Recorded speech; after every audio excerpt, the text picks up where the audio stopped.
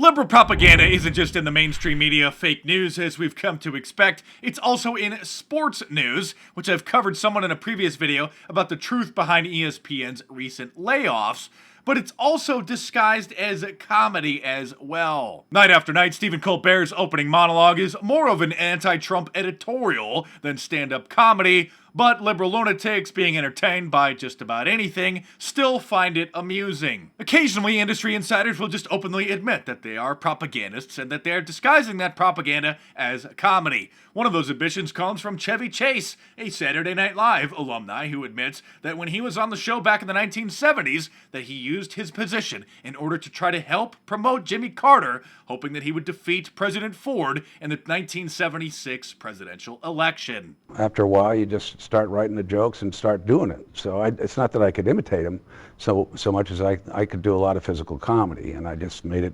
I just went after him, and I certainly, obviously, my leanings were Democratic, and I wanted Carter in, and I wanted him out, and I figured, look, we're reaching millions of people every weekend. Why not do it? Wait a minute. You mean to tell me that in the back of your mind you were thinking, hey, I want Carter, Oh, this yeah. guy, and I'm going to make him look bad?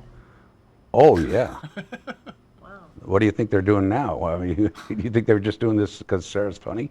He's talking about Tina Fey playing Sarah Palin there, of course, when Palin was the vice presidential pick for John McCain back in 2008 when he was giving this interview. Of course, the CNN reporter, she's stunned. She's like, really? You mean you were using your position to promote liberalism? A more recent example of this can be seen when Jimmy Kimmel came on air just a day or two after the birth of his newborn son and started crying about how the Republicans are trying to ruin Obamacare. New York Magazine published this article the very next day. Jimmy Kimmel might have struck the final blow against the GOP health care plan. What else is interesting about this, which nobody else noticed, is that the very next day and for the rest of the week, and I think even longer, then Jimmy Kimmel took time off to go and be at home with his newborn kid, and then, for the first time ever, had guest hosts hosting his show. So he had a newborn baby with a life-threatening birth defect, but then instead of just staying at home with the kid, he decided to come to work, cry about it on air, and then take some time off to go and make sure that his new baby was going to survive. What a despicable dirtbag you are, Jimmy Kimmel. On a lighter note, let's take a trip down memory lane to the night after the election when Stephen Colbert said that he was suicidal because Hillary Clinton lost. Welcome to the Late Show, everybody. I'm Stephen Colbert.